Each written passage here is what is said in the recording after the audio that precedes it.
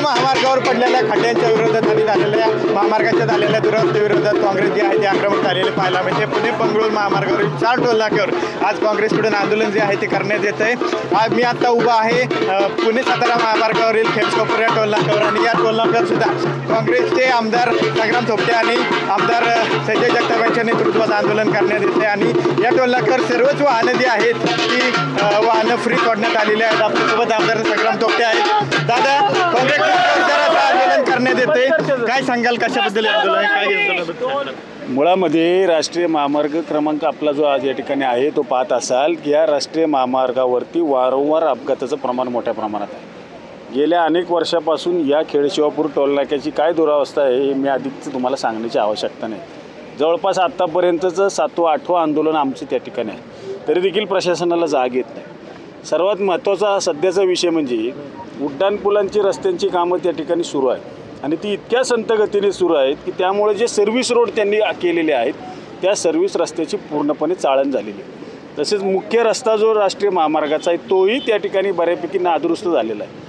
आणि आज जर तुम्ही शनिवार रविवारची जर परिस्थिती पाहिली तर या ठिकाणी हजारो लोक पर्यटक, विशेष करून हे एकतर खरं तर या पश्चिम भागामध्ये जाणारा हा मुख्य रस्ता आहे आणि या रस्त्यातून हजारो पर्यटक किंवा नागरिक रोज या ठिकाणी येत जात असतात आणि या ठिकाणी कमीत कमी 1-1 तास या रस्त्यासाठी रस्त्यावरच्या खड्ड्यांमुळं त्या ठिकाणी नागरिकांना त्या ठिकाणी त्रास सहन करावा लागतो. त्यामध्ये आबालवृद्ध आहेत, महिला आहेत, लहान मुलं आहेत. या राष्ट्रीय महामार्गावरती कुठेही त्या ठिकाणी शौचालयसुद्धा नाही अशी परिस्थिती. म्हणजे आपत्कालीन व्यवस्था असेल, आता इथं जर मेडिकलची व्यवस्था बघितली तर इथं एखादी ॲम्ब्युलन्स असती, परंतु ॲम्ब्युलन्स वेळेवर उपलब्ध होत नाही. नागरिकांना अपघात झाला तर त्याला कुठल्याही त्या ठिकाणी तात्काळ प्रशासनाची मदत होत नाही. आणि विशेष म्हणजे खड्डा जर का त्या ठिकाणी रस्त्याला एवढ्या प्रचंड प्रमाणात आहेत तर आज तुम्ही हे टोल कशा पद्धतीने वसूल करताय, हे बेकायदेशीरपणे हे टोल वसुली त्या ठिकाणी सुरू आहे असं म्हटलं तर या ठिकाणी वावगं ठरणार नाही. आणि म्हणून हाच टोल नाका स्थलांतरित करावा आणि संपूर्ण रस्त्याचं काम त्या ठिकाणी व्हावं. कारण की मेंटेनन्सची कामं पावसाळ्यापूर्व करावी लागतात. तुम्ही पाहिलं असेल, संपूर्ण गटाराची व्यवस्था असेल किंवा पाण्याचा निचरा होण्याची व्यवस्था असेल, मान्सूनपूर्व कुठल्याही पद्धतीची कामं या ठिकाणी झालेली नाहीत. आणि म्हणून या पश्चिम महाराष्ट्रामध्ये जाणारा हा मुख्य रस्ता असल्यामुळं याचीच जर ही मुख्य रस्त्याची दुरावस्था आहे तर अंतर्गत रस्त्याची विशेष वेगळा आहे.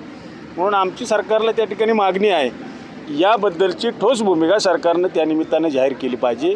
केंद्र सरकारच्या अखत्यारीत जरी या टोल त्या ठिकाणी असला तरीसुद्धा केंद्र सरकारसुद्धा आणि राज्य सरकार याने दोन्ही मिळून याच्याबद्दल एकत्रित निर्णय घेतला पाहिजे आणि या टोलची माफी जोपर्यंत रस्त्याचं पूर्ण काम त्या ठिकाणी होत नाही तोपर्यंत टोलची माफी झाली पाहिजे अशी आमची प्रमुख मागणी आहे. टोलची माफी जोपर्यंत काम होत नाही तोपर्यंत झाली पाहिजे. आपल्यासोबत आमदार संजय जगताप, तुम्ही सुद्धा या आंदोलनामध्ये सहभागी झालेला, काय तुमची मागणी आहे? आज पुणे जिल्हा काँग्रेस कमिटीच्या वतीने आदरणीय आमदार संग्रामदादा थोपटेंच्या नेतृत्वाखाली आज पुणे बँगलोर हायवेला त्या ठिकाणी टोल फ्री आंदोलन आम्ही करतोय.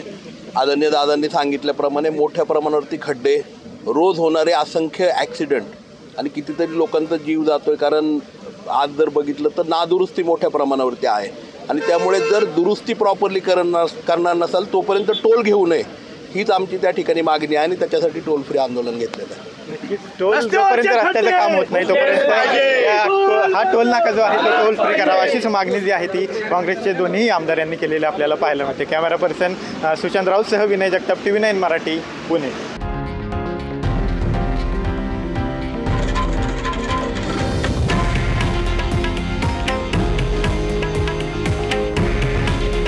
हे आहे देशातील नंबर 1 न्यूज नेटवर्क आणि आपण पाहत आहात TV9 मराठी. काळजी तुमची, हित महाराष्ट्राचं.